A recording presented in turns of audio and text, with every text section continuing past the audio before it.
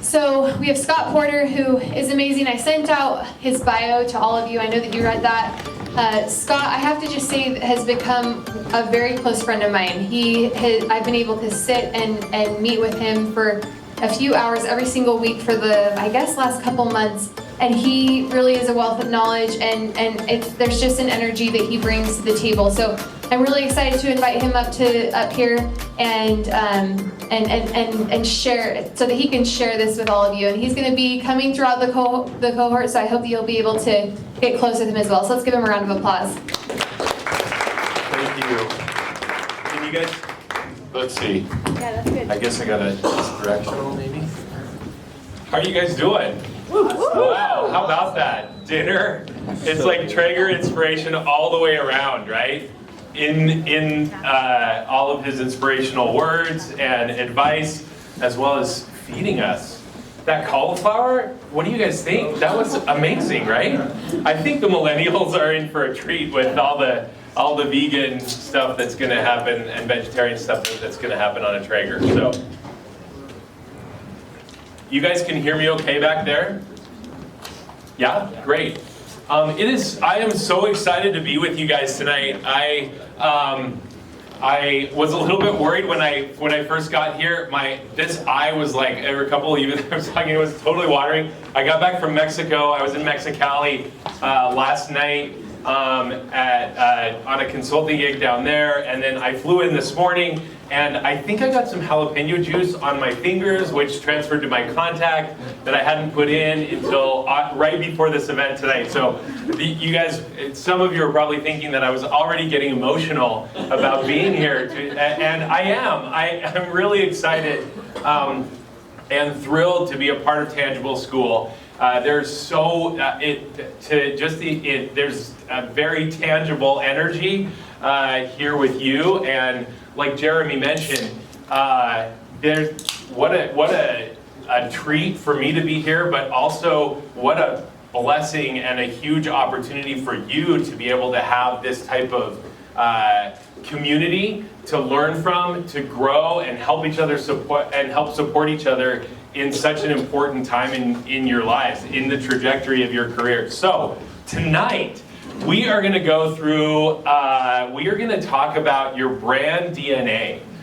This is going to be, we've just been inspired by Jeremy and his story, and had some of the really delicious food. My goal tonight is for us to create something that is a transformative foundation for you.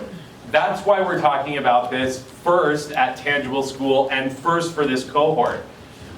We're going to go through who you are, start the journey to understanding what your mission and your values are, and get down that path to understanding your impact. We're going to look at we're going to be getting our hands dirty the rest of the night together. So there's going to be lots of participation. We expect you to, this is going to be that's what Tangible School is all about, is about the application of all the principles that we're going to be learning. Because, we could go to university, we could go to other institutions of higher learning, and study the theories and everything like that. But what we're really actually, the value that we want to provide for you at Tangible is to get our hands dirty and apply this stuff so we can make a difference and actually get your businesses off the ground and help them thrive. So, that's what we're going to do tonight. And I will tell you, I'm so excited to do this together, because what we're going to be going through together is something that I have done at the businesses that I've started and I've run. I've run a couple of nursing homes in Southern California. I was on the founding team for Surf Air, the first all-you-can-fly membership airline, also in Southern California. And now I run a gourmet churro business here in Utah called San Diablo Artisan Churros. Has anyone had our churros before? Oh, yeah, well, thank you. I need a cowbell, thank you, that's very nice. I actually feel naked without my cowbell, like even when they're giving out the prizes. Whenever something exciting happens at San Diablo, we always ring a cowbell. Because we need more cowbell, right? Yes. Always. It's like a life theme. So I am so excited about what we're going to do together tonight, because this is going to be tremendously valuable for you. Transformative foundation for the health and the ability to have your business thrive. I've seen it. I've done this exact process that we're going to do together tonight. I've done it in basements. I've done it at an ice skating rink. I've done it at a park in LA at the anyone been up to the Griffith Observatory? I did this process outside of the Griffith Observatory with our team one year. And even recently with San Diego, we did this process just on the other side of the freeway at Rain. This is something that this is not necessarily like the silver bullet to do that is going to answer all of your questions, but this is something that will transform your business and potentially your life. These are tools and resources that I've been able to pull. You know, when Jeremy was talking, it really reminded me, you know, when he was saying, you know, how, I think one of the questions at the back was, how do you instill or what's the relationship between your company values and culture? And how do you make sure that it's embedded into everyone's lives? And that's exactly the question that I had when I started running my first nursing home in Southern California, Mission Care and Rehab. And we took over that facility, and it was one of 200 competitors within a 10-mile radius. We were bankrupt when they took that facility over. Had just a not even really a non-existent reputation in the community, and we really wanted to make something different and create something that was special. And how do we drafted up our mission and our values, and my question was the same one that Jeremy posed and that was asked. How do you actually make that a part of what you do? How do you make it part of your DNA? So you know that like it becomes the San Diablo way, it becomes the Traeger way. It's not like a program or something that we do for a specific amount of time. I was listening to something and someone's like, yeah, we're really focusing on customer service this year. And I'm like, oh wow, okay, like welcome to 1980. I mean, seriously, like how do you just decide to focus on customer experience for a year? It is part of your it is who you are. Like those types of things, the companies that are winning are those that are doing what Traeger's done. Where, did you notice how many times he talked about the customer experience? That is what is that we are now in an experience economy. We're going to talk much more about that next week. We're going to talk about how to create an extraordinary brand experience to help you thrive, what you need to do, how you craft that, why it's even important, and what results you can expect from it. So, all this said, you guys know this other bald guy? There's like too many bald Scots going on, right? Like, I'm really sorry about that. We'll blame both of our parents. But, so this other bald guy, Jeff Bezos, said this: your brand is what people say about you when you're not in the room. So, Jeremy's not in the room. What do we say about Traeger? Tell me, what do you say about Traeger? What are words that come to mind? So good. So good. What up? Community. Community? Awesome. Gourmet. Gourmet? Family. Family? Expensive. Expensive? Yeah? Quality.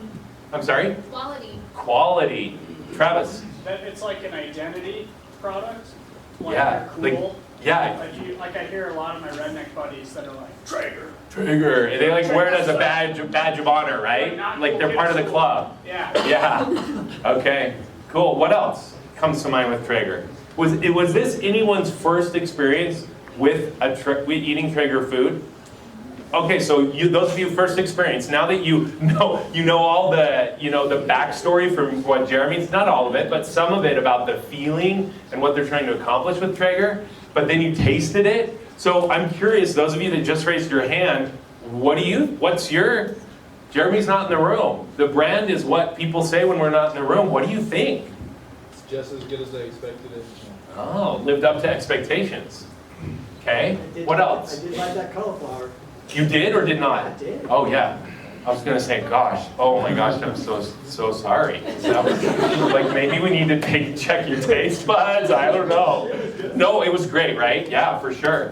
What else? Any other comments for those first-time Traeger It was ites? close to like steakhouse quality. Steakhouse quality. So again, quality rising to the top. Anything else? Yes? See, I mean, after eating the food, I got like the lifestyle branding kind of experience of it. How so? Like, I just kind of thought, okay, it's a premium product that, you know, Yeah. people with some money are gonna buy. But then what they want you to do is have this food experience with that product. Yeah? And that connected for me. Awesome. Awesome. Very cool. Thank you.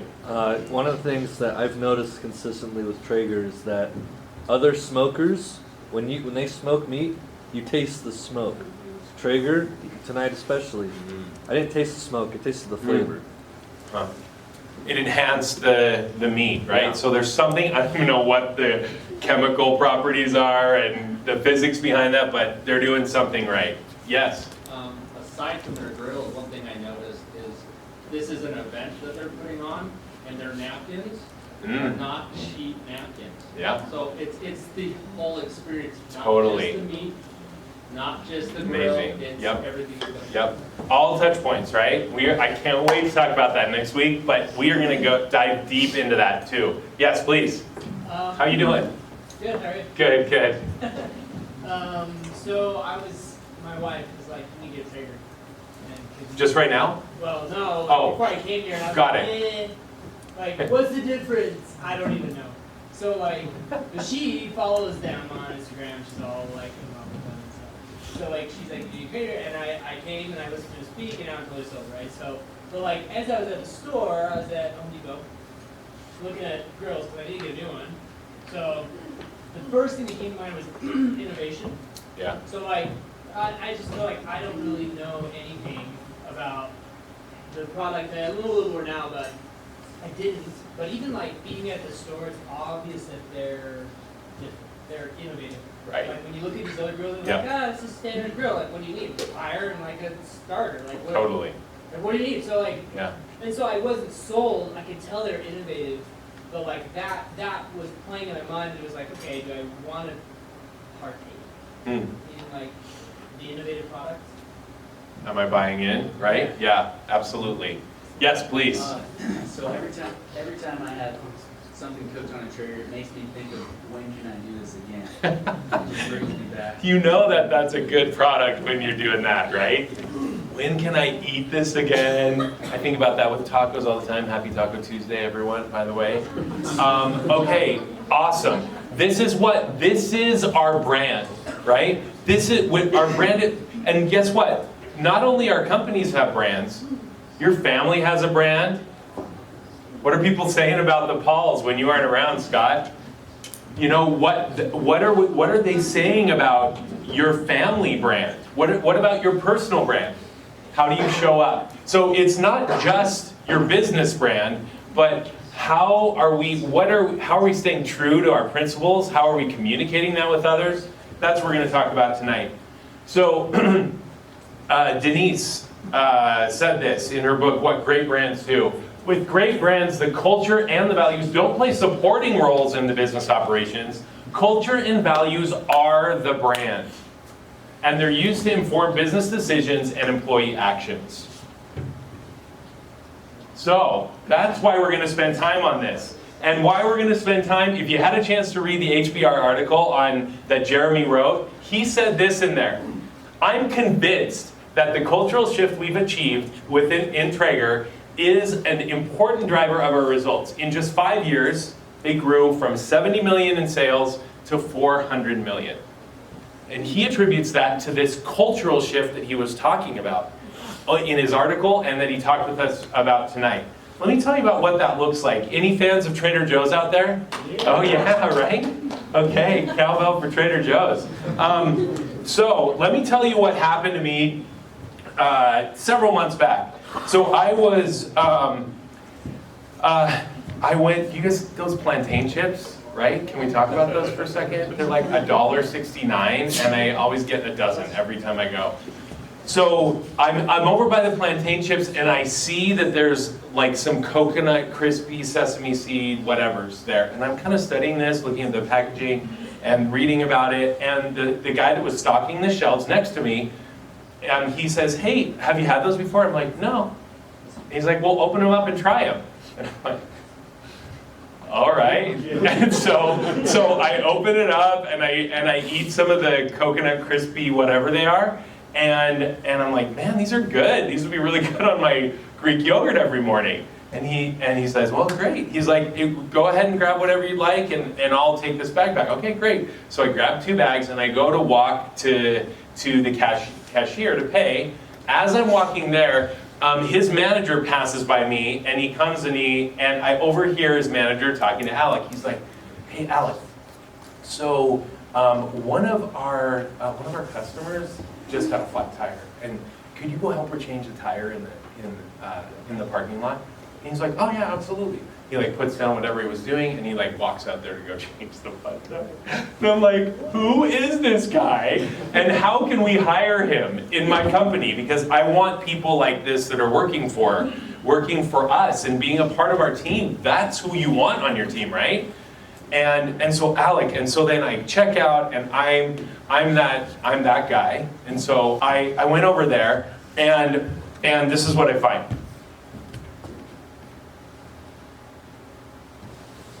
There he is, Alec, changing a tire with a big old smile on his face, right? This is what you would expect from Alec. This is what you get. This is based on what just happened with me. This is no surprise. And I said, Alec, what is this all about? Like, why are you doing this? And he's like, oh no, this is just what we do. This is just what we do at Trader Joe's. So I ask you guys, I mean, you love Trader Joe's probably for many of the same reasons that we all do, or that many of us do. But what do we learn about Trader Joe's internal culture from my experience with Alec? Tell me about Trader Joe's internal culture. They care about the greater good, and the customer experience is very, very important. Travis. They hire happy, friendly people. Their values are embedded in every one of their processes, right? So they're screening for Alec, for that smile. You know, on their job description, does it say, can change a tire? Probably not. I mean, maybe it does, who knows? But probably not. But they're hiring for this type of smile, right? They're screening for that friendliness. They're screening for that mindset. What else? What else do you learn about their internal culture? Without studying anything about Trader Joe's, yes? I feel like they probably take care of their employees so that they appreciate and value. So they feel valued, appreciate, and that motivates them, right? Yeah, please. The employees know what the values are. Aha. Now, is that by accident? There is no way that just happens. If I'm the CEO or I'm in the C-suite in Monrovia, California, and I hear about this experience with Alec, I am doing freaking cartwheels down the hallway of the corporate offices, because I'm so stoked that that level of embedded cultural values are in play in Salt Lake City, Utah. And they're probably in play in Miami, Florida as well, and in North Carolina, and wherever Trader Joe's is. Because that is, like what Alec responded, that's just what we do. No big deal. Any other thoughts about their culture? Things that you noticed? Yeah? I think it's interesting that like when you go to like that's a value platform versus like McDonald's, right? You're not expecting that kind of experience with McDonald's. Nobody really cares. You can't walk in and buy your food. But versus like Trader Joe's, like it's actually like it's like a way for them to sell their brand. Right. Yeah. I don't know if like I don't know why McDonald's didn't do that. Well, especially given that they have two amazing examples in Chick-fil-A and In-N-Out, Yeah. right? Yeah. Chick-fil-A makes more per store than McDonald's and Subway and one other combined. And their clothes, they have 1/7 less the time every week. So why in the world is it McDonald's and Burger King and like Subway and what are some other fast food places? All of this, why aren't they following their lead? It's because they haven't fully committed to creating something special for their people. Okay, 3 more comments. Yes, please. I'm friends with the mint lady at Chick-fil-A in Sandy. The mint lady. She left to work at another place, and I ran into her, and Uh-huh. we had a conversation about Okay. her husband, and it's more than the company. It's people, being people. Totally. Oh my gosh, I can't wait for us to talk next week. We are going to talk about how the amazing opportunity that all of us have as leaders to reintroduce the human element back to business and how that will change what we do and change lives. Yes, Jake. So I also think that they have a very good idea of the type of people they want to, first of all, interview, and who gets like the second opportunity to interview. Because there's some people you just can't, they're not teachable, right? Yeah. And they're not going to hire those. They're going to hire people who they see can be, taught and fit within their team. Yeah, absolutely. Screening for that. Yes. Did you have another comment? Oh, I was just saying, people are willing to pay more for that experience. So Trader Joe's, everybody knows you're paying a little bit more to be at Trader Joe's or to go to Harmon's, but you're willing to pay that price as the customer for that more positive experience. Yeah. For Yeah. not to Totally. bad And it's on just like Walmart, it. but you don't want that same, you don't get the same experience at a Well, and it's like what Jeremy just said, how they, people pay for a premium product, quality experience. They just pay for it. You may be thinking, okay, this is really nice, but my business is going to be e-commerce. That's why we're all here, right? E-commerce. So what does that look like? How do I create something that is akin to this, but in an e-commerce setting? So let me tell you about my friend Corey Stevens. Do you guys know Taft? Yeah. Yeah, right? He just won Entrepreneur of the Year, 2 days ago? Yep. Yeah, amazing. These are his boots. They're so awesome. I love them. I actually got a head injury at LAX, and I was like bleeding and all of the, and like I had the paramedics there, and they're like putting liquid stitches on my head. And as they're stitching me up, the doctor was like, dang, those are cool shoes. Where'd you get those? I texted Corey, and I'm like, dude, your shoes like make people stop in their tracks everywhere I go. So anyway, amazing shoes. Corey, you saying that story. What's that? I'm retexting it. I'm going down deep, double levels. I love it. Oh man. So let me tell you what this looks like, what an Alec Trader Joe's like experience looks like. Taft, amazing success in men's shoes, but men's clothing accessories. And Corey, when he was first starting out, he had a really bad day. They were doing this no-show sock deal, right?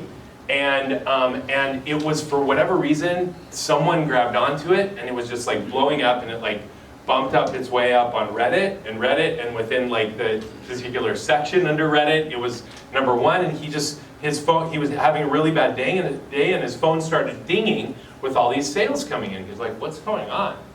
And he's like, well, this is great, but I mean, that's crazy. And his phone is like every 10 seconds, a new order, ding, ding. And so he jumped in there and he started answering all of the orders with a personal email. And he said, gosh, thank you so much. I've been having a really rough day, and this just really helped pick me up. So little by little, I mean, I'm cutting a long story short, but little by little, within a short amount of time, the word started getting out that the CEO is coming on to thank people individually for their orders because he had a rough day. And then, next thing you know, He's on the top of the home page, on the very main page of Reddit. User posts links to socks that are on sale. Owner of clothing company shows up to express his gratitude on a difficult day. Within hours, he had 10,000 orders. 10,000 orders. Those aren't cheap shoes either. Well, they were socks at the time. Yes, if it were shoes, he'd be so incredibly stoked. I mean, he's still really stoked, right? I mean, we all would be. 10,000 orders? I mean, that's no joke. What is happening here? How does this relate to what we just shared about Alec and Trader Joe's? Selling more than, Please. I would say selling more than just a product, it's an overall experience of receiving the socks and then also receiving that ounce of gratitude from someone who is like running it. Totally. That personal touch, right? That he cares. Yes.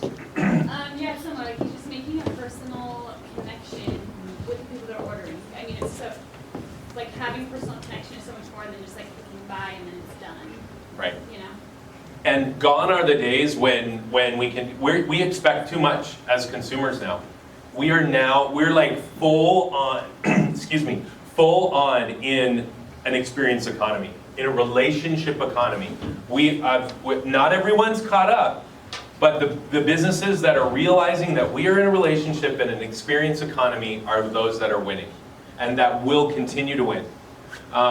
And people talk about like retail going away. Retail's not going away at all. Actually, instead of you see like Kmart and Sears going away, but you actually see people that are direct to consumer going to a physical experience in retail, like Warby Parker, like Cotopaxi, that originally started out, but like what Jeremy said earlier, they wanted an opportunity to connect with their people face to face and have that real touch point, that tangible touch point with their customers. There's another, yes, please. Oh, I was gonna say, it shows customers that they're not just some big company in New York or even in China.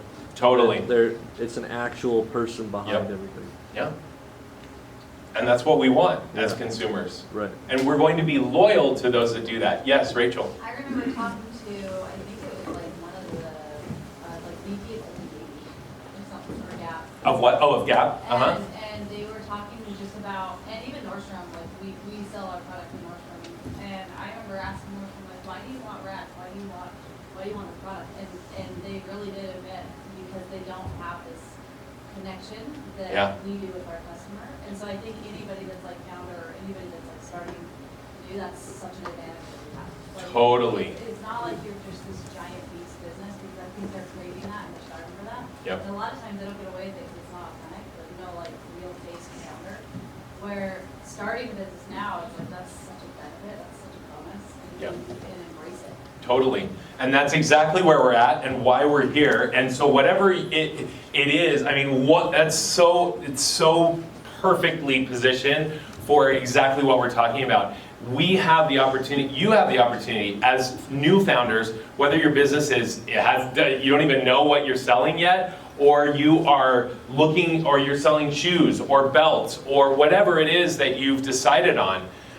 It doesn't matter. And I love what Madeline said at the beginning, that when she talked to Jeremy about they're not selling barbecue grills or smokers rather, but they're selling an experience. They're trying to bring people together and make the world a better place. We'll talk more about this next week, but I am on the search for the perfect taco, and I'm very soon launching a web video series called Taco Incidents, where I use the taco to train and teach about, any taco lovers out there? Oh yeah. Okay, so I use the taco experience to train on brand and customer experience. There's things that they do in a real taco experience that make a tremendous difference in developing, in creating in you as a consumer a fierce loyalty. The personalization, the customization of the experience. And what I found, so I've started doing these web videos where I interview CEOs about the experience that they've created. And some of the CEOs you're going to be meeting with, or that will be a part of the cohort and the training here, But one of the things, so I've filmed about 21 of these episodes, mostly in Utah and LA, one in New York with Nate Checketts from Roan, and the most amazing thing that I've discovered in this process is something that Madeline said at the beginning when she was introducing Jeremy. The common thread among all these people, I mean, we had David Royce, who's the largest fastest growing pest control company in America, and a granola bar company, and Jeff Curl from Stance, and Nate Checketts from Roan, and Davis Smith from Cotopaxi, and all these different businesses that are doing totally different things. Corinne Clark from Banyan, and Corey Stevens from Taft, totally different businesses. They've all said the exact same thing with different words. They have said that I just want to make the world a better place. I want to create value in people's lives.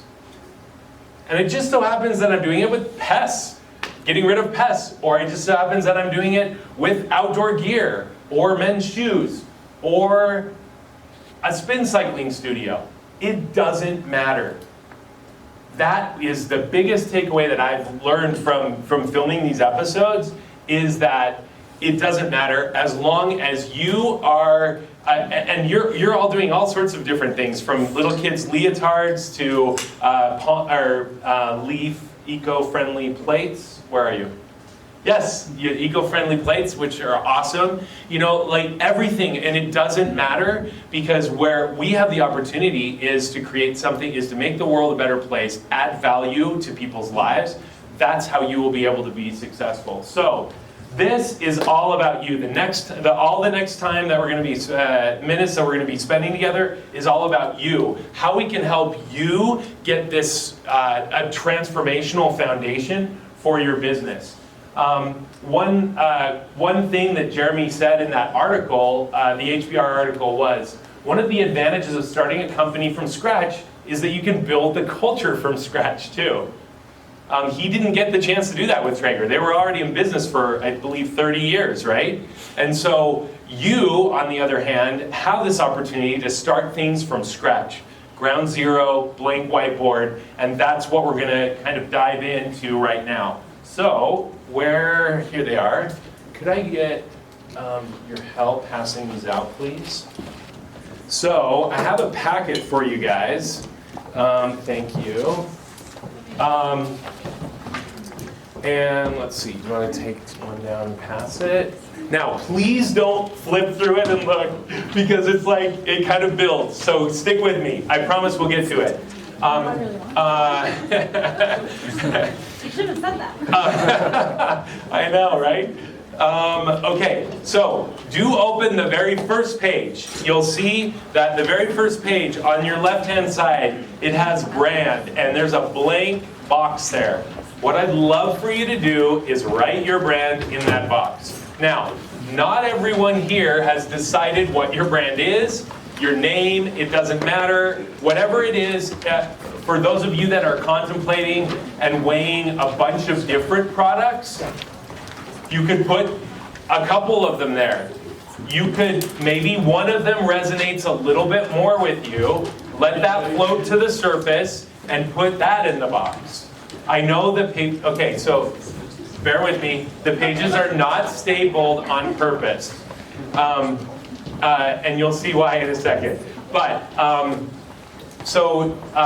let's go with your brand in that box. You guys got it? Yeah? Everyone there? You got your brand in there? Who in the room is still contemplating a couple of different things? There's a handful of people. Come on, crowd, raise them proud. It's okay, you guys. This is why we're here. It's not no, it doesn't, that's so great. That's why we're here. And hopefully going through this process and everything else that we'll learn together at Tangible will help you hone in on what makes the most sense. So if I'm betting that there's one of those ideas that just keeps like nagging at you, keeps coming back, like maybe focus on that one for the next little bit. And if you want to still have your mind and heart open to another idea, that's totally fine. You're not married to any of this. What we learn as entrepreneurs is that we pivot all the time. You see that weird circle piece of paper, okay?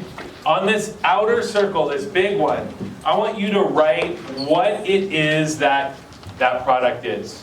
What it is that your brand is. You can write it as creatively and as big and as, or small or flowery or calligraphy or whatever you want to do. What is your product? Just write what it is, the characteristics. What is it? It could be a service too. I think some of us here are in service, right? Yep. So it could be product or service. Write in that orbit, that outer orbit, what it is.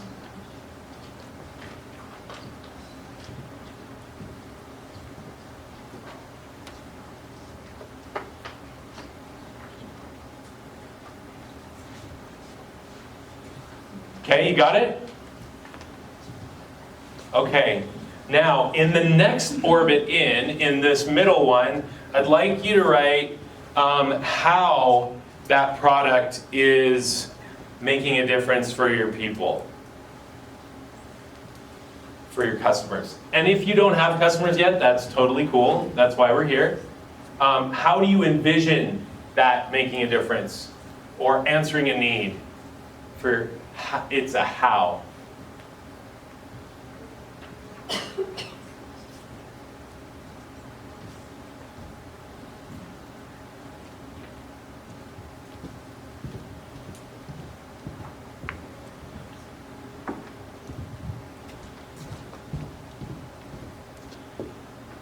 Okay, you got it? How? Okay.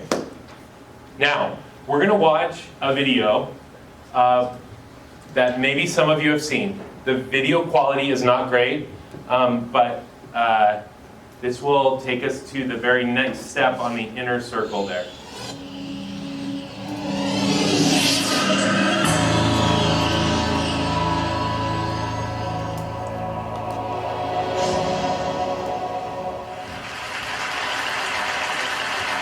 I call it the golden circle.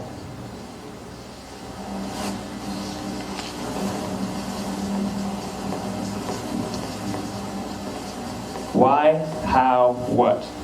This little idea explains why some organizations and some leaders are able to inspire where others aren't. Let me define the terms really quickly.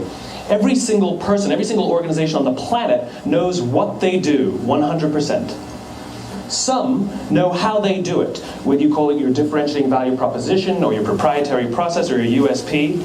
But very, very few people or organizations know why they do what they do. And by why, I don't mean to make a profit.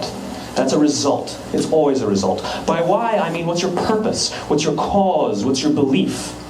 Why does your organization exist? Why do you get out of bed in the morning?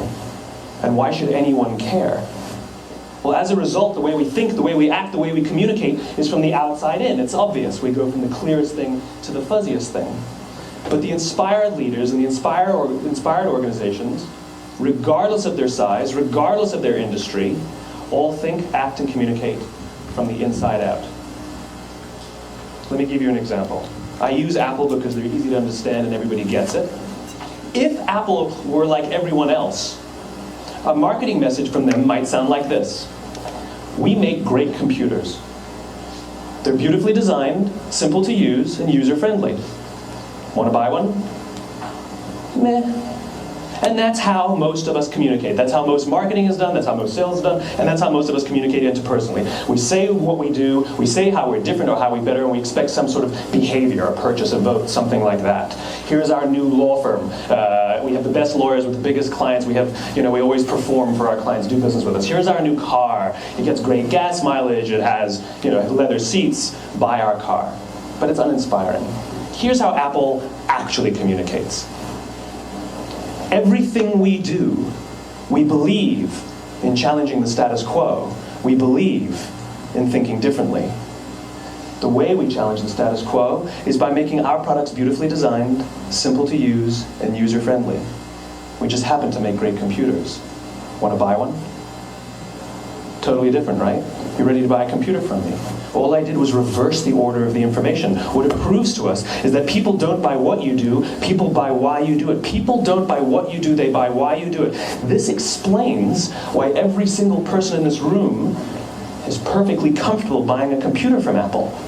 But we're also perfectly comfortable buying an MP3 player from Apple, or a phone from Apple, or a DVR from Apple. But as I said before, Apple's just a computer company. There's nothing that distinguishes them structurally from any of their competitors. Their competitors are all equally qualified to make all of these products. In fact, they tried. A few years ago, Gateway came out with flat screen TVs. They're eminently qualified to make flat screen TVs. They've been making flat screen monitors for years. Nobody bought one. And Dell came out with MP3 players and PDAs.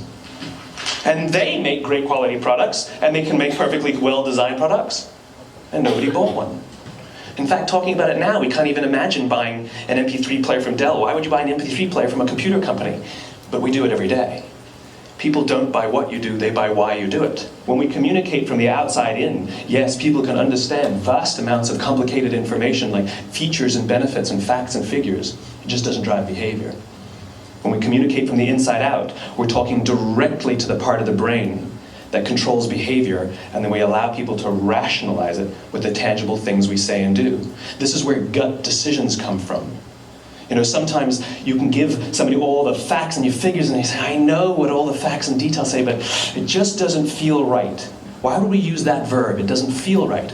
Because the part of the brain that controls decision-making doesn't control language. And the best we can muster up is, I don't know, it just doesn't feel right. Or sometimes you say you're leading with your heart, or you're leading with your soul. Well, I hate to break it to you, those aren't other body parts controlling your behavior. It's all happening here in your limbic brain, the part of the brain that controls decision-making and not language.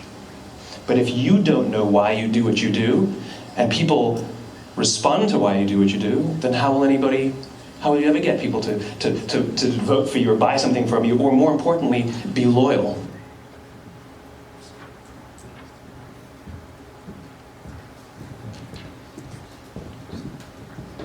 I don't know what I guess that's it cut off a little bit, but that's okay. So people buy why you do things. How does that settle with you guys? Yeah? Makes a lot of sense. Makes a lot of sense? Why do you say that? It just, I don't know, for me, it just feels like, I don't know, I've never understood how some companies are able to sell where others aren't. Yeah. And that answers why that. Right. It's the people buy why we do things. That's why, you know, possibly when you were like not really super hip on Traeger, too much noise, you were listening to all the outer stuff, the features, right? The what and the how. But now that you know the why, you're like all in. You're like so ticked that he won the Traeger grill. Which, congratulations. We're excited to have you invite us over for some brisket tacos. Yeah, thank you. Yeah. But and so that's what we're going to get at tonight, is how to help you determine your why. You may already know what your why is, but I'd like you actually right now, preliminarily, to now take that weird shaped circle part on the upper right hand side of that page. Write down your initial thoughts about why. Why this brand? Why this product? Why? What is your why?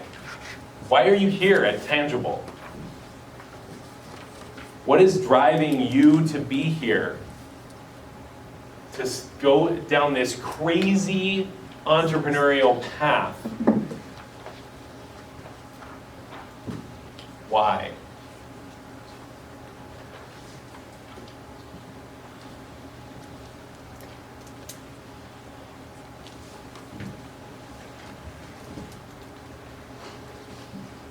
Now, as you, this is all stuff for you to continue adding to, but at least that's a start for you to understand. And we'll go through some exercises the rest of the evening together that will help you hopefully even delineate and determine that even more. Anybody want to share one of the things that you wrote down? Your why? Make people happy. Make people happy. That's so awesome. He says with a big old smile. Yeah, that is so awesome. Yes? Because our future depends on the experiences of our children. Ooh. So your why, drill down a little bit more on that. Yeah, Like, so what's the that's why? kind of a general why, but Yeah. in reality, like, I kind of have to explain the what. We are a safe cell phone for kids. Awesome. And our how is we want people to have experiences outside of the screen. And so our why is, if we don't give them those experiences, create our future. And why is that important for you? Personally? Personally? Yeah. Do you have kids? My own kids. Yeah. Many of the people I interact with are kids. Yeah, it's really close to me. Huh. And the more that you can share that and feel that help your customers feel that, you know, you talk about the people that started Owlet, very similar sort of feeling around that. Wonderful, thank you. Anyone else? Someone else like to share your why? Please. An outlet for self-expression. What's that? An outlet. An outlet for self, and why is that important to you? I don't know, to just kind of let you do things that you can't really describe with words, maybe, or just get that out there. Freedom of creativity, you have inner need to express yourself. Awesome. You also wanted to share, please. Yeah, to enable and encourage people to share their unique perspectives and truths with the world. So I'm with InstaSize, we're a photo editing app, so I feel like in the digital landscape that we find ourselves in, it becomes increasingly more difficult to, I don't know, remember the social aspects of social media. Ironically, yeah. right? Awesome. And why is that important to you? I think the ability to connect with people in every facet or walk of life, especially within social media, is important. I feel like sometimes that misses is diluted, so. Connection is important. Awesome. And thank you for sharing, all of you that did. And this is a work in progress. Everything that we're doing tonight, please, bring it on. Yes. So I think the why is actually really, really important. And a lot of times, like as brands, maybe what we think our why is not why the consumers is actually buying. And so, like I've had experiences where I've met with friends or whatever, and like businesses, and they're convinced that like the why is because they're doing this mission in some other country. And I think we need to take it another level, like who our consumer really is, and ask them, like do a ton of consumer research, because we found that the why is very different than what we initially thought about. You know, so I think the why is something that, like, obviously it's like what drives you, but also like figure out. Absolutely. I'm so glad you brought that up, because when you're running business, I mean, you can feel very just because you're passionate about something doesn't necessarily mean that will instantly translate to business success. Like Davis is a perfect example. Yeah. He knows people don't buy Cotopaxi because it's social, like it's a socially, they're helping out the community. He knows they initially buy because of the way it looks and it's outdoor and it's stuff, right? So. Yep. And then that becomes part of something that they learn once they get in, and then that drives loyalty, significant loyalty for them.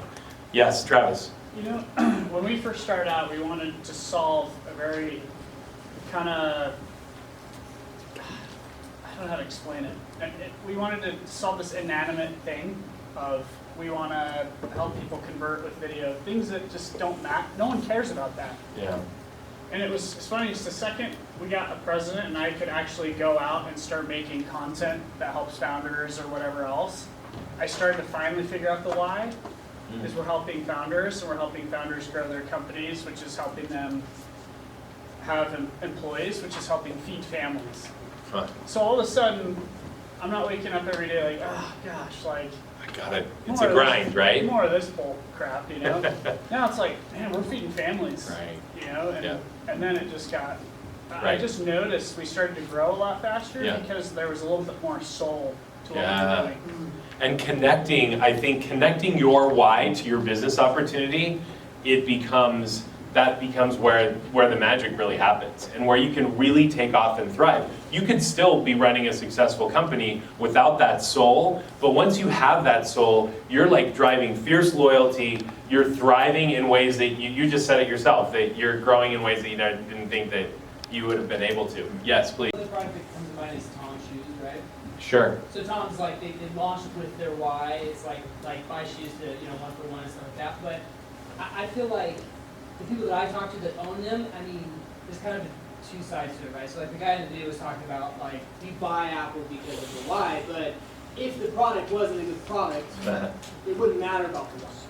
Like, oh great, you're helping people, but the product sucks, right? Right. So like initially the buzz around Tom's was 1-for-1 model, but the product, I mean, you bought it because it was cool, and there's a cool factor, like you were part of the club, and the 1-for-1 became kind of like a side thing. Mm-hmm. It was cool also that it was Right, yeah. It wasn't really why you. Similar to what you were saying about Cotopaxi, right? Yeah, absolutely. Or, yeah. And so interesting. There are, we've touched on a couple of them, Jeremy touched on a couple of them, but the impact that understanding our why has and having that embedded into what we do as a business, when it connects to an amazing market opportunity, you're looking at all of these types of impact: recruiting and developing top talent, strong customer acquisition and satisfaction, reduced turnover, teamwork, reputation, staff accountability, improved financial performance, personal fulfillment. All of these, I mean, this sounds like a list that this is the life I want to have, right? This is the type of business that I want to have, is one where all of that is in place. And so the more that we can connect with that. So let's get our hands dirty. Turn to your next page. We're going to start to go through a couple of different things, elements of your business that will help you understand where we're driving at. Like I mentioned at the beginning, we're driving at getting you to the point where you can write a working draft, a rough draft of your mission and your values for your business. And so everything that we're going to be doing over the next couple of minutes will help drive to that, will inform what, like the why that we just did. We're going to talk right now about the importance of your team and what your team is and what risks there are with there, what your strengths are. All of those things will help inform your delineation of a mission and your definition of what it is that you do, your vision, your mission, and your values. And so, what I'd like you to do, I'll just read through some of these questions, and then I'm going to give you, how many people are here with the founder, with the co-founder, or someone in your company? Raise them high, please. Okay. Oh, good. Okay, so maybe a third or a half almost. Okay, so that's great. So this is a team exercise. So you're going to want to talk with each other through this. We're only going to give you a couple of minutes to do this. But this, again, you can come back to this page and revisit and discuss about your team. But we're going to get the ball rolling right now. And so first of all, who is your team? And if there's just one of you as a founder, that's your team. And so write down who your team is. What are the roles and responsibilities? What about commitment levels? How is your team dynamic currently? If you are married to your co-founder, there is a dynamic there that you have to address, right? I've been a co-founder with my brother on a couple of things, and we had to address the awkwardness that happens with being related to your co-founder, and what that means, and who gets what, and what happens. Like, there's some dynamics there that you have to confront very brutally. What is your overall assessment of your team? Who else do we need on your team, or do you need on your team now, or in the future, near future, or 5 years down the road? What are the risks associated with your team? What happens if one of you, as a co-founder, and you're married, and one of you decides that you're out? You don't want to do it anymore. Those are risks. Those are very real risks. So take a couple of minutes. If you are here on your own for your business, like this is alone time, write down all these are questions that can just guide your analysis of your team and help you understand where some of your strengths and where some of your points of vulnerability are. So if you're here with your founder, talk. I'll give you about 3 to 4 minutes to kind of talk through your team. You, like the human beings that you do work with, that is your biggest asset. You can't do anything if you don't have humans to do it. I know like robotic people will argue with me, but humans made the robots. You can't do anything without your team. This is your biggest asset.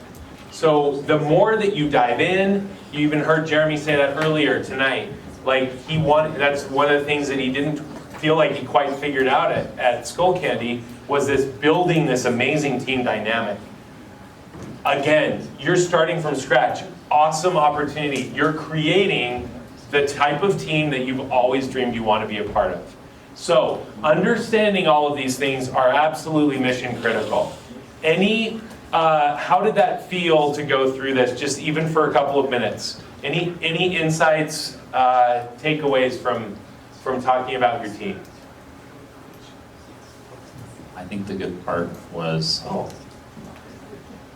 in the future, like what do you need, like thinking about what that next hire is. Yeah. Because I have a bigger team. I'm not kind of past the 3-year mark, so it's an established team. But right now, that next thing that we need to add to it, this helped me think about that, next role. Right, and those that like feels like growing pain. At least it does when I'm in that situation. It's like, oh, we need to get that next person with those next qualifications to get us to the next level, but knowing what that is. Yeah, thank you, Scott. Did you have something else you want to share? Yeah, I realized that a lot of the struggles that I face with my own team is we're organized, but we don't all understand our roles. So there's a power struggle in that sense. So answering these questions for myself, I realize I'm like, oh, if we all knew exactly what our roles were, this would function a lot easier. I've been trying to answer this question for months. Right. And now I just answered it. All right, good. I'm so glad. That is absolutely, it's if you're like me in a couple of different startups or organizations that I've been in, we just like, let's do this together, and it's like fun and energetic, and then you like start doing it and you're like, well, wait a second, I'm pulling more weight than you.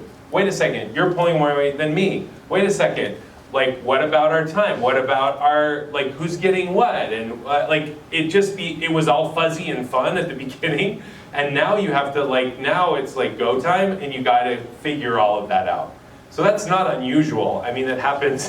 Anyone else feel that what he just described? Yeah, some definite nods. I believe you had something too. Yeah. So I've been working on it for about a year, and I actually had a business partner.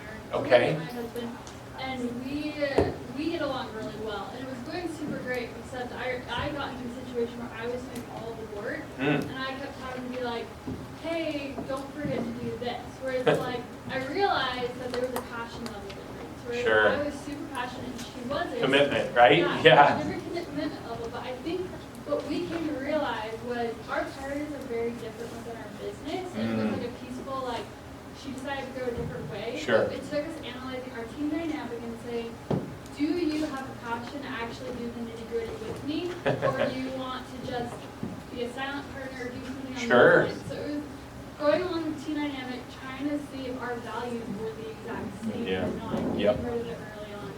And those conversations are much easier to have now than when there's millions of dollars on the line.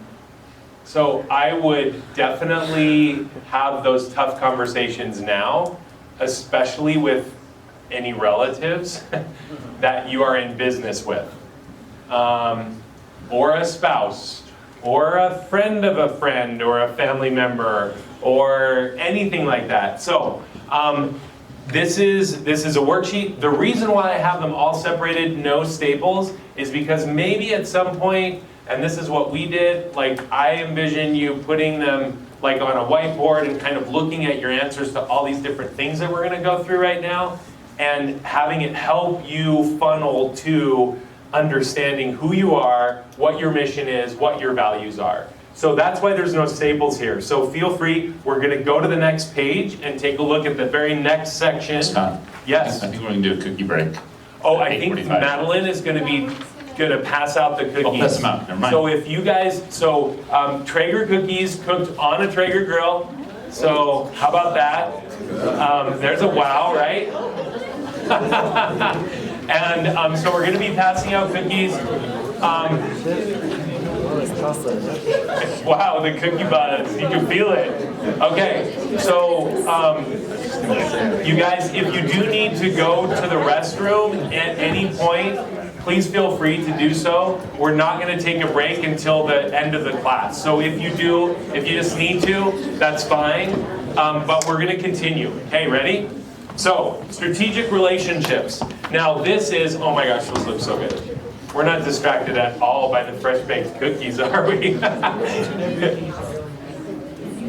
Oh, it's so good. I love food so much. Okay, so, how are they? Are they smoky? Who's had them? No, not smoky. Delicious? They're crispy and good. Okay, awesome.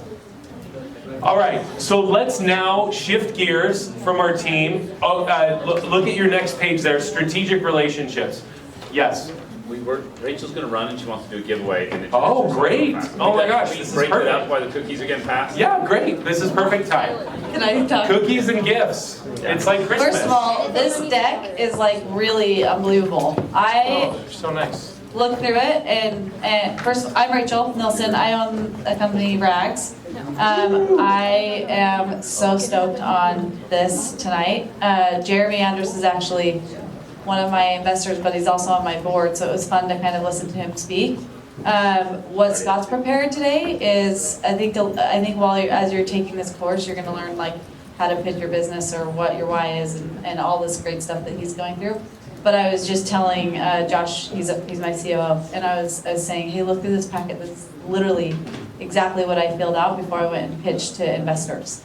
So it may seem like silly and like, ooh, do I really have to think through all this? I don't know if I even have this stuff in place. It's so important to start thinking about it. And this is actually a lot of really valuable, cool stuff that if you just take time and jot down your thoughts, even if you don't have it perfectly solidified, this is the kind of stuff that investors or anybody that wants to give you money care about. So, and you want it anyway for your business. Totally. So kudos to you.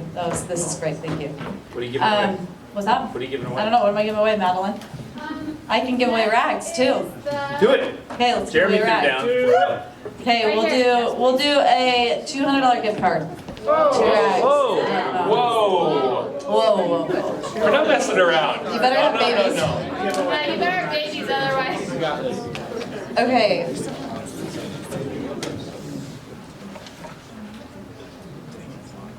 Alex Adamson. Oh yeah, Alright. come on down. Okay, Alex, I need to get your info before I leave. I'll give it to you. And last but not least, this is so cool. I think Travis and Scott, I met you guys, I knew Travis, but then I met Scott not too long ago, and Well, we had a Facebook relationship. We had- I wanted we had adult ones. he wanted a romper really, really bad, adult onesie, so that's kind of, he got like super duper obsessed. And it's a real thing, I didn't even know. I didn't know you genuinely cared about that, but you do. Still have it. And because of that, he's like, how can I get one? Oh, I'll have Rachel come help with tangible. Ulterior motives. Yeah, Long totally. game, long game. Totally. So anyway, they sat and talked to me about this concept, and I jumped on board immediately. I was just literally in Huntsville today at an all-day event with a bunch of really powerful influencers, people that had flown in for this, and they also own really great businesses, multi-million-dollar businesses. And I got my car on the way down to come here, and I was thinking, man, this is so much more valuable than what I just sat through. So I just hope you guys know that this is something, one, I don't think a lot of people are catering to people like us that own and run businesses. It can be somebody with just a concept to somebody that's running a multi-million-dollar brand. I sit here and I literally learn every single time I come. I like crave it. And I left the retreat, it ended on Thursday, and I was so stoked to come opening night and listen because I knew I'd learn something, and I absolutely did. So we're so excited to have you. I'm so excited to be a part of it. I can't wait to get to know more of you. I'm excited to hear about your businesses. Please reach out. I would love to help. Last thing, people like Scott and Travis and Madeline and even Jeremy and the people that have come and spoke, one thing that I've learned is never be greedy. I think karma is like a real thing, and I think it's just such a good way to give back to people because I've had so much help in my career in this short time, and I still have so much more to grow. But one thing that I've learned is absolutely like go out of your way to keep helping and growing, and don't step on soft heads to get to the top. That's like a massive lesson. So thank you for everything, and I'm excited for this course. Thank you, Rachel. Oh man.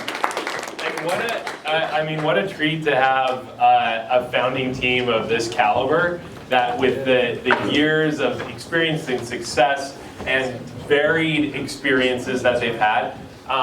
Please tap into all the founding team and make friends with them, learn from them. They really, this is a team that's all heart. They want to give everything they can to help you be successful and to help all of us be successful. It's like a rising tide lifts all boats, right? This is what we're trying to do, and it's an abundance mentality. And so that actually is a really great segue into talking about strategic relationships. So strategic relationships, and this could mean all sorts of relationships. And I want you to, purposely, I haven't said like all these different categories of relationships because I want you to think through the relationships that are important for your business. First of all, we've talked about team, that's the most important relationship. The next most important is probably your customers, because if they're not doing anything, you don't have a business, right? And so who are your customers? What is your profile, your customer profile? Don't spend crazy amounts of time here, but just like, who's your target customer? What do they look like? What are they doing? What influences them? What are their self-interests? How old are they? What demographic? What psychographic do they have? What things are they interested? Where do they go for their information? And then after you spend a couple of minutes talking about your customers, I'd like you to turn to other relationships that are important for your business operations. So this could be suppliers, this could be artists, this could be other vendors, it could be strategic relationships with people that are feeding you customers, right? So like kind of alliance sort of relationships. What other relationships do or would help you thrive? What are some relationships that you don't currently have, but you think you would need? And then what relationships do you still need to foster now or in the future? You know, we're talking about like growth 3 years down the road, 5 years down the road. As you're envisioning and opening up your vision to what that looks like for you, what are the relationships you're going to need 3 and 5 years down the road? And what does that look like now? So I'll give you about 3 to 4 minutes to kind of tackle strategic relationships. Again, you'll probably want to revisit this, so don't beat yourself up if you can't go as deep as you want to here. But let's at least start the ball, or get the ball rolling. And so I'll give you 3 minutes here. Any questions about strategic relationships? Okay, I'll give you 3 minutes. Okay. I know it was just a short amount of time, but any takeaways from talking through your relationships? Yes? One of the things that I've noticed, at least in myself, is I'm very transactional. Uh-huh. So fostering the relationships is as far as like, can we get it done? Uh-huh. And that doesn't go beyond that usually, for me at least. And So you're just like, get her done. Let's go. And like, yeah, so not as, I like, can we get a mic for some of the audience stuff so everyone can hear? I thought it was, oh, can I use this? Yes, yours. Okay. Yeah, thank you. Did everyone hear that? So essentially, he's just like getting it done. Doesn't have time to like worry about fostering and flourishing relationships, essentially, is what you're saying, right? Anyone else feel like that? It's like, gosh, there's so much to do, right? Okay, any other takeaways from this? Please. Yeah, one thing that we were surprised about is we've had quite a few sales, but we really don't know much about our customers because we sell solely through Amazon. So it's really difficult to understand who these people are. Okay. Yeah. Go ahead, can you say that again? Just even building a relationship with them. Yeah, yeah. So how do you do that, right? So that's something important to understand as you're looking at your mission and your values. How do you build a personal relationship if your client base comes from Amazon where they don't allow you to do that? So there's an interesting challenge there, right? Awesome. Any other insights? Gosh, I've got mics all over the place now. Yeah, oh yeah, sorry. Okay, so I found what is hard for me, like that first line, who are your customers, what is their profile? So I do yoga retreats, I host yoga retreats. So Which we're all very excited about. Yeah. We're gonna do some downward dog together, guys. Oh yeah. So I feel like it's been a little bit of a struggle for me to find what that customer is because I want it to be, kind of like Jeremy was saying, how it used to be all these like older people buying grills, but now they market it to this millennial. So it's like, how do I market it to the millennial, but that they have money to invest in themselves and want to? Because it's usually those older people that have the money. Right, right. So I'm like trying to navigate through that to find, yeah, I don't know. Good. Insight? Good. This is the process. This is the navigation process. Yeah. And this is what we're getting at and why we're going through this exercise, because we have those moments where we're like, okay, wait a second. So does that impact my business model? Does that impact my channel? Does it impact who I go to try and market? Does it impact my messaging? How does it impact the content that I'm putting out? So that's what all of this is kind of leading us towards, is this deeper understanding of how we can create a mission and values that make sense based on the people that we're trying for. The other thing that you can ask yourself is, does it make sense for you to target the millennial? Or is that further on down the road? Is there a better target audience for you first? Or maybe it is the millennial first and maybe it's baby boomers later. All of this is stuff that you'll want to dive deeper into with further discussion about strategic relationships. So let's go to the next section. You ready? Turn the page. You can keep writing on that one if you'd like, but let's keep going. We got a lot to cover. Product. Okay. Some people have product, but you can insert service if you do service here too. So your product, what makes our product different and special? What makes it special? What is our, produce? I love it, I love typos. What is our produce? I would venture that it'd be grilled cauliflower, sounds really delicious right about now. What is our product or service? How is it positioned? What customer need does it address or exceed? If there is no customer need for what you do, you may want to pivot and pick another one of those ideas. What does it stand out? How does it stand out in our market or industry?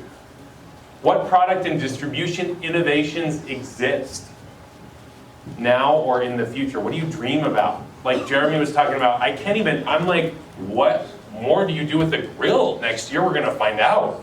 I don't even know what that's gonna be, right? I mean, I can start grilling from my office like 2 hours ahead of time with Wi-Fi now. I mean, what more is gonna happen? I don't know. But they're thinking about this.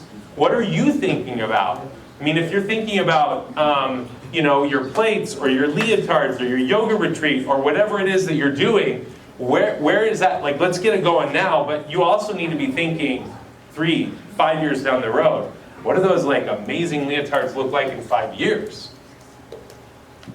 So, I'll give you 3 minutes to just like write down your product. What makes it different? What makes it special? How are you currently positioned, or how do you think about positioning yourself? Are you the high quality version? Are you the low cost leader? Where do you fit within the marketplace with what you're looking to offer, if you haven't already offered? Okay, I'll give you 3 minutes here.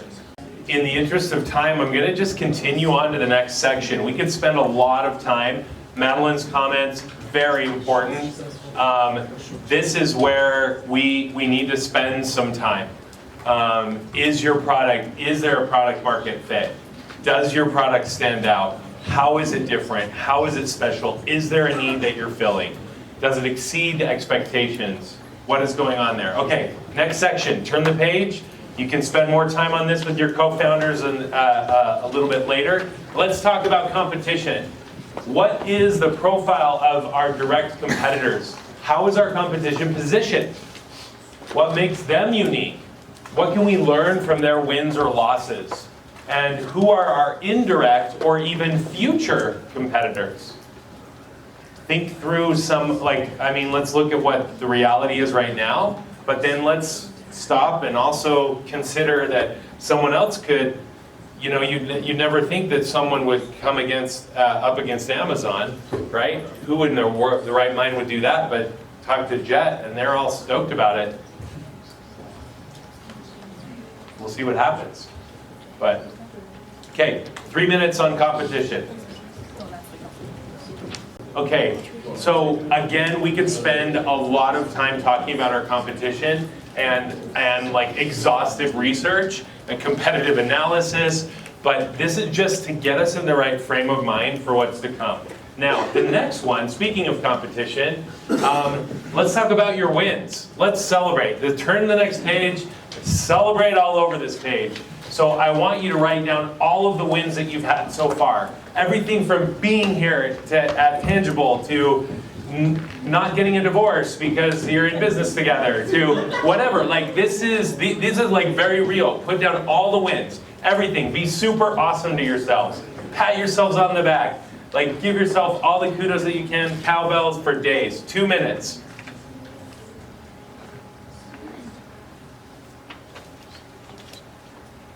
Okay. Okay, let's hear, super quick. I want to hear 10 wins, really fast. Go. Who's going? Win. What's your win? So we have a PO coming next week. Woohoo! For POs, yeah. Yeah. All right. Awesome. What else? Please. Sorry. Recently, well, not just recently, just continually, smaller doors keep closing, and so we're not only being forced, but encouraged to look at bigger doors, and it's causing us to stretch ourselves rather than looking at that as a loss. Okay, so change paradigm, stretching, right? Awesome, please. I want to go with the idea of being here at Tangible. Yeah, Tangible. All right. What else? Wins, yes. When you tell someone you're starting this business and they say, "Oh, I've heard about that." Oh, yes, right? That's awesome. I love that. What are some other wins? A couple more. Share. Let's share our successes. You quit her job. Yeah. Quit her job. Quit the day She's job. burning the ships. There's no going back. No going back. Oh my gosh. Supportive wife. Yay for a spouse that loves us. Okay. Awesome. That is a win, he says. Awesome. What else? Other wins? Anyone? Please. We beat our Kickstarter goal by 600, how do we say it? Go ahead. Yeah, 600%, there we go. They beat their Kickstarter goal by 600%, you guys. Round of applause. That's amazing. Congratulations. Okay, awesome wins. Now, not to be Debbie Downer, but let's talk about where we're getting stuck. Okay? Where are you getting stuck? Where do you feel so much frustration? Like you're in this mud hole sinking. It's so frustrating. You're like, why in the world am I doing this to myself? Where are you getting stuck? 2 minutes.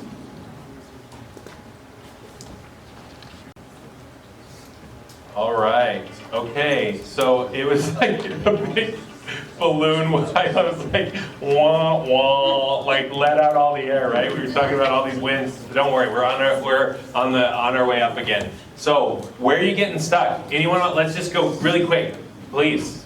Manufacturing, first step, I feel like I have the whole rest of the strategy. The puzzle is all there except that missing piece. Yes. Ah. And I feel like it's the beginning piece, so it's so frustrating. So frustrating. We're going to talk about that at Tangible. Yes. how to actually differentiate my product from competitors. Because I could differentiate on brand and customer experience all day, but at the end of the day, how can I make my actual product? Okay, yeah. Stuck. Yes, please. You two back here. For me, it's housework, being a mom, taking care of my health, and then trying to have, this dream of building something and not feeling completely underwater. Yeah. So I heard this term recently that work-life balance doesn't exist. Work-life harmony is maybe a better way to look at it, right? Where how do you harmonize all of your priorities? Anyway, definitely. I think we can all relate, maybe not the mom part, but because not all of us are mothers, but we can relate to balancing all of those, the demands on our time. Any other ways that you're feeling stuck? Oh, yes. Yeah, I feel a little stuck on the product research side of things. I have a couple different products. One seems like, okay, I can see where this might go, but is there something better out there? Like I'm hesitating pulling the trigger on one. Sure. Keep researching. Yeah, is this the right path? Like, Yeah. should I be heading, yeah. Yeah. Needing more information, absolutely. So many ways. I mean, yes, one more? Oh, yeah, Brendan. Oh, yeah. Brendan and I were roommates in Seattle, you guys. Years like, ago. Woohoo! And also, years ago. For me, it's been kind of a fear of, I know this sounds weird, but a fear of success. There's kind of a feeling of safety when you're in this, oh, yeah, I'm in the startup. But, crossing over that line beyond the startup, are you getting successful or are you not successful? But it goes along the lines for me with the manufacturing, too. I've always been scared to, spend the money on manufacturing and get it out there and get the feedback. Yep, so. Totally. And that, taking that leap out of the comfort zone, right? It can feel like we're stuck, like we're causing our own self to be stuck. There's some really fun things going on with the lights. Yeah. Yeah, this is exciting. It's like it turns into a disco at 10, guys. So if we just hang on long enough. And produce falls from the sky, actually. It's amazing. Which, by the way, I was just telling them, have you guys heard of this term wabi-sabi? Any Japanese speakers? No Japanese speakers? Sorta? So wabi-sabi, roughly translated, I understand, is like perfectly imperfect. And so there's they'll take something that should be exactly straight and just tweak it just a little bit. That's what's supposed to make it interesting and beautiful, and have this it's kind of like a metaphor for life too. We won't get into that right now, but lots to think about there. Okay, so let's go on the upside again. So the next 2 pages are a build-up. The first page is what are we good at, and then just so you know where this is going, the next page is what are you great at. Okay, so just so in your mind, distinguish, and if you're with your co-founder, bounce ideas off of each other. Are you really good at design? Are you really good at marketing? Are you killer at sales? Who's great at finance? Or are you mediocre with whatever? Give yourself help classify or qualify yourself in each of those categories. So first of all, you can actually maybe put both of them. Let's do it at the same time, so that you can put one. You're am I good? Are we good at that? Are we great at that?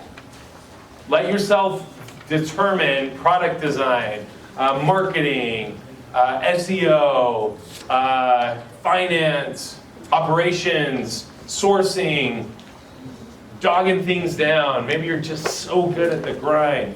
So what are you good at? What are you great at? 2 minutes for both.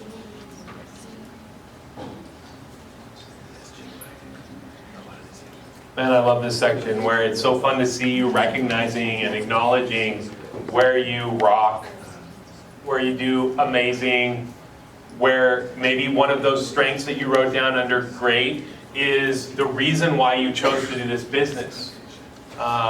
So it's so fun to see you guys just write that down and acknowledge. And I would encourage you to come back to some of these pages and be like, yeah, we're good at that. Yeah, we're great at that. Give yourself the pat on the back that you need, because this entrepreneurial journey, it can be really tough. And it can really get you down. That getting stuck part, it sucks.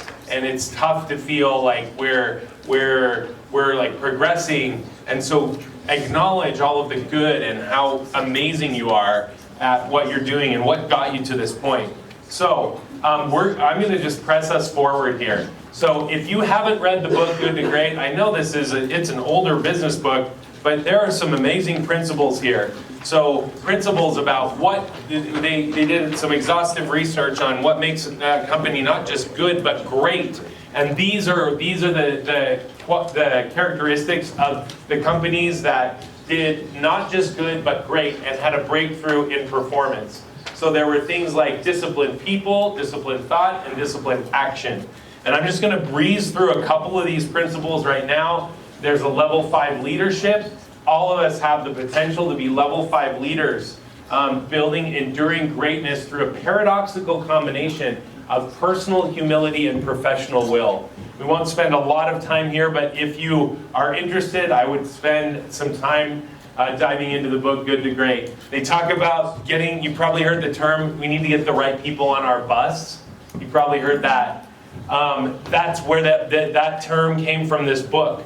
If you get the right people on your bus, you can drive your bus anywhere. So again, underscoring what we talked about earlier, that it doesn't matter what you do. It doesn't matter if you're a pest control company or a leotard company or a musician or influencer or whatever it is that you're doing, software company. It doesn't matter because you can, if you get the right people on your bus, you can drive that bus anywhere. Obviously, there's certain things you need skill sets for, but you get the right people on and you can do anything. They also talk about confronting the brutal facts. Very important as a leader and as you're looking at establishing your culture within the company and brand that you're creating. How are you able to be vulnerable? Are you able to be realistic about what is actually happening with your business, with your team dynamic, with your relationships with your clients? All of these things, you have to be able to confront those brutal facts in an objective way. Now, this is where I'd like us to spend, this is your next page there. I'd like us to spend some time. They talk about the hedgehog concept. Isn't this guy, he looks really cute. So the hedgehog concept is that essentially there's a whole story around it. I won't get into it. The idea is that you hone in on the one thing that you do really well and you stay true to that one thing and not get distracted with other things that can take your energy and your focus away from what you do really well. That's why we spent some time talking about where your core strengths are. So one of the exercises, so the hedgehog concept is simplifying a complex world into a single organizing idea, a basic concept that unifies and guides everything. So what is that concept for you? And what they found in the research is that it is the intersection of these 3 areas, where what you feel like you can be best in the world at, where your passion is, and what is it and can it make you money? Is there an economic engine here? So back to what Rachel said earlier, you can be as passionate as you want, but if there's not a market need for that, it doesn't matter. So there has to be this element right here. So what I'd like you to spend the next 3 minutes doing is talking through, again, there's so much more time that we can spend here, but talking through realistically, what do you literally believe that you can be best in the world at? What is your passion? And what is it that's going to drive your economic engine? What's paying the bills? So take some time to fill out these columns, and then we're going to have a raffle after you're done. Yes? Can you talk about yours? About ours? Or hedgehog? Certainly. So just as an example, so best in the world at San Diablo, our mission, where we're driving to is to be able to define what our mission is. And so at San Diablo, our mission is to create the best food experience in the world. We want people to feel like VIPs, and we want to help them enjoy to experience the joy of food. And so we call it deep fried happiness. We want to make people happy one churro at a time. This is literally, that's what we interview to that.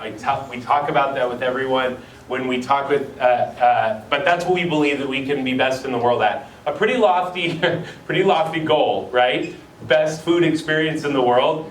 So, but that's what drives us. We are passionate about food. We're passionate about development. We're passionate about people. We love, one of our core values, we'll get to values, but is the I in Diablo is interaction, not transaction. We want to create interactions with people that are special, that make them feel like a VIP.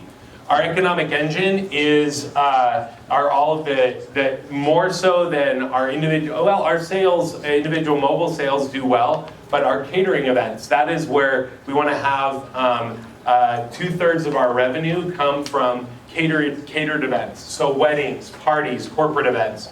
And then the rest of it will come from mobile sales. And we use and we teach our team that when we are at a mobile sales event, they're always talking about, because the number one question we get is, where are you guys located? And our response is, we go where the party is. Do you have an event coming up soon that we could help cater or help you celebrate with churros?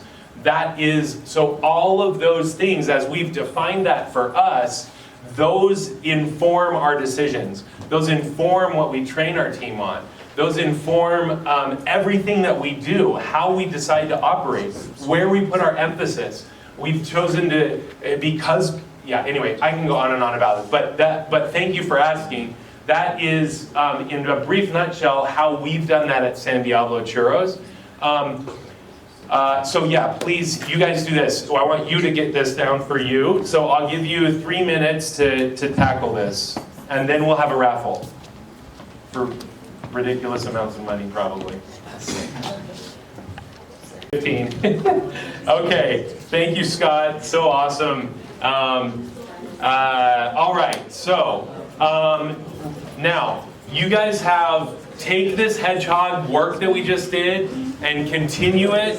Let's go to, so this next page right here, strengths and weaknesses, we are going to leave that for you to do on your own with your team. You may have done a SWOT analysis before. SWOT is for strengths, weaknesses, opportunities, threats. So this is worth spending a good 30 minutes to an hour on this with your team. Really taking a deep dive into what are the opportunities that exist, what are the threats, what are your strengths, what are your weaknesses. So again, using all of these pages that we've just spent time doing to help you out with this analysis. One other source that I would point you to, we're not going to do right now, but it's the Story Brand Story.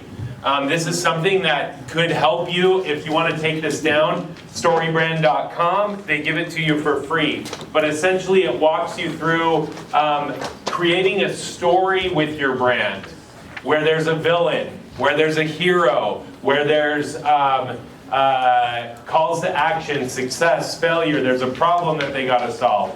So storybrand.com, I encourage you to go on there and do that exercise as well. One exercise we are going to do very quickly, super fast, is this. Can I see this for a sec? So this is the page right here. Let's do this. We're just going to spend a quick minute. I want you to knee-jerk reaction, quick gut reaction. There are two words that are essentially opposites. There's two columns there. There's 4 columns of 2 in each column. And so I want you to choose one that you think you are out of each of those and put it down below. What you are, what you're not, and what you're not exactly sure. Maybe you're torn a little bit. So just 1 minute. Do as many as you can in 1 minute. All right. Okay. Hard or easy? Easy? Yeah. Probably some of them are pretty easy, right? Did anyone else feel like that was kind of tough to distinguish, or did say, gosh, I don't know. When we started Surf Airline, we had to have this discussion. Are we sophisticated like Qatar or Singapore Airlines, or are we folksy Southwest Airlines? You know, what does that look like for us? Sophisticated like Mr. Jones, it's so great to have you here with us again. Here's your pomegranate juice and your Wall Street Journal. Or is it like, hey dude, welcome aboard, you know, and we're in like Bermuda shorts and like Hawaiian shirt. Where did we fall? All of those, this is all to help you just kind of zero in again who you are, what you're trying to accomplish, what type of message you're trying to send with everything that you do with your brand. So, all of this said, let's take a couple of minutes here. The last 10, 15 minutes of our time together, I'd like us to just spend some time going now, starting to like all of these thoughts of who you are, what your team's all about, where your strategic partners are, your product differentiation, who your competition is, where you sit within your competition. Yes, we can go deeper on all of these, but at least for now, at this high level, let's now open up our view to what is your vision for what you want to do. What is your vision beyond this now? What do you aspire to be? What do you aspire to be with your brand? What does your brand aspire to be? So take, again, this is one that can be such a long conversation, but let's do 2 minutes here. All right. So, again, like I love the concerted effort, and you can feel the wheels turning and the hearts pumping, and this is what this is all about. Most of us do. We all do business with people that are just in it for a buck, right? You can feel that when you go into a business. They're like, they don't care about you. It's purely transactional. You can just feel, I believe that we have a responsibility as business leaders to do more. We're exerting influence and can make the world a better place. But we do plenty. There are so many businesses that exist that are just there without any of this. And you guys are here at Tangible because you believe that there's a better way. You want to be a better business. You want to have a bigger goal. You aspire to higher things. Otherwise, you wouldn't be here. And so, I congratulate you, first of all, because it's because of leaders like yourself that this world that we live in and that we love is going to be better and better every day. And that we will help increase happiness, will help increase purpose and joy and love among everyone in the world. That's what this is all about. Now, the last 5 minutes, we're going to take a very quick stab at delineating, now with all of these thoughts, synthesizing everything that you've been thinking about stuff that we've spent on, stuff you've written on all of these pages tonight. Here are the questions that your mission statement, and your mission statement, this is going to be one of your deliverables. What are directives? This is a directive for next week. We want you to come back next Tuesday, not just for the tacos and churros, but because we want you to come back with a working draft of your mission statement.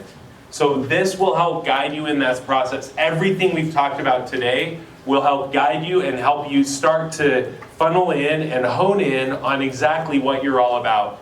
So the mission statement is very plain and simple. What do you do? How do you do it? Whom do you do it for? And what value are you bringing? Now, a mission statement should be a guide for day-to-day operations and strategic planning. It should focus on your core competencies. All of those things that we wrote about in like, are we good? Are we great? Our strengths? All of those things where it should focus on those core competencies.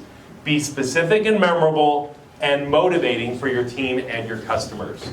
And so I'm going to give you the last 5 minutes of class to start and tackle this now that everything's so fresh. I don't want us to leave and not have at least something down for you to grapple with. This will probably be a work in progress it could be over a week, it could be over months, but this is your guiding star. This is the compass that will drive all of your day-to-day operations. So I'll give you 5 minutes and then we'll we'll close the evening.